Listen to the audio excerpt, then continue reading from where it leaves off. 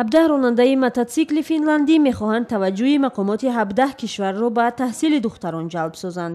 Даниэл яке аз онҳост. имрӯз 33 рӯз аст ки мо дар роҳем. Мо Ҳиндустону Непал, Чину, Тибет ва Қирғизистонро тай кардем. Дар Финландия низоми таҳсил қавӣ аст ва мо мехоҳем ба кишварҳои Осиё ва Ҳиндустон нишон диҳем ки ҳамаи кӯдакон имконияти баробари таҳсилро доранд. Даниэл бо ҳамроҳонаш бояд 15 000 километр роҳ бираванд ва барои мардуми 13 кишвари дигар паёми худро бирасонанд. Сафарашон аз Ҳиндустон оғоз ёфт, аз ҷое ки ба назари онҳо сиёсатмадорон дар бораи таҳсили духтарон чизе намегӯянд. мо наворо сурат мегирем ва блогҳои зиёд дорем ки дар ин бора дар он ҷо бо забонҳои финӣ ва англисӣ нақл мекунем, то одамон бидонанд ки чунин мушкилот вуҷуд дорад ва он бояд ҳал шавад. Дар Непалу Чину Қирғизистон низ буданд. Дар ҳар кишваре духтарон бо душвориҳои фарқкунанда зиндагӣ мекунанд.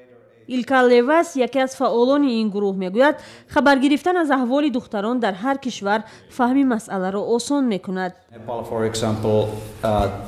барои мисол дар Непал духтарон бештар ба кори хона машғуланд ва ба волидон кӯмак мерасонанд, хӯрок мепазанд ё маҷбуранд ҷое кор карда ба оила даромад оранд. Бинобар ин барои мактабу таҳсил вақт надоранд. аз ин сабаб дар ин кишвар барои духтарон мактаби шабона ташкил шудааст, вале дар ин минтақа барқ нест ва чунин мактабҳо ба кӯмак ниёз доранд.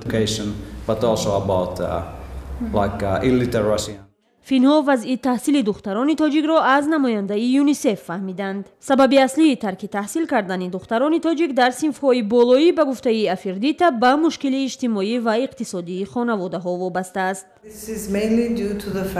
ҳамчунин як сабаби дигар муҳоҷират аст. вақте падару модарон ба муҳоҷират мераванд, духтарон бисёр масъулиятро дар хонавода ба дӯш мегиранд ва ё ҳамроҳи волидон мераванд ва он ҷо ба далели надонистани забон аз таҳсил дур мемонанд.